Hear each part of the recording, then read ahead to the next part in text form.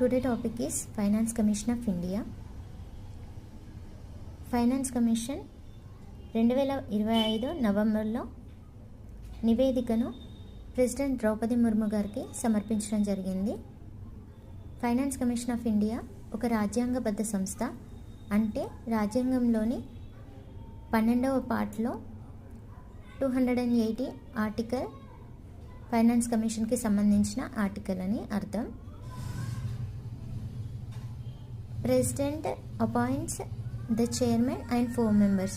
అంటే ఇది finance commission of India అనేది 1+4 బాడీ. ఇందులో ఉన్న ప్రతి సభ్యుడిని ప్రెసిడెంటే అపాయింట్ చేస్తున్నారు. సో ఈ 16th ఫైనాన్స్ కమిషన్కి సంబంధించిన చైర్మన్ అరవింద్ పనగారియా గారిని 2026-2031కి గాను అరవింద్ పనగారియా గారిని అపాయింట్ చేయడం జరిగింది. అలాగే ఫస్ట్ చైర్మన్ వచ్చి కేసీ నియోగి 1952-57కి గాను. తర్వాత 14th కమిషన్కి సంబంధించిన చైర్మన్ డాక్టర్ వైవి రెడ్డి గారు 2015 నుంచి 2020 వరకు.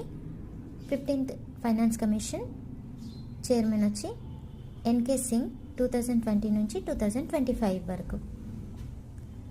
అంటే 2025 నవంబర్లో ఈ 16వ ఆర్థిక సంఘం రావడం జరిగింది.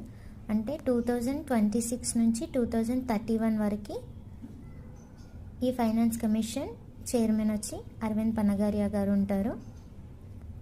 ఎవ్రీ 5 yearsకి ఫైనాన్స్ కమిషన్ ఆఫ్ ఇండియా చైర్మన్స్ని చేంజ్ చేస్తూ ఉంటుంది. ఇది ఫైనాన్స్ కమిషన్కి సంబంధించిన information. Thank you so much.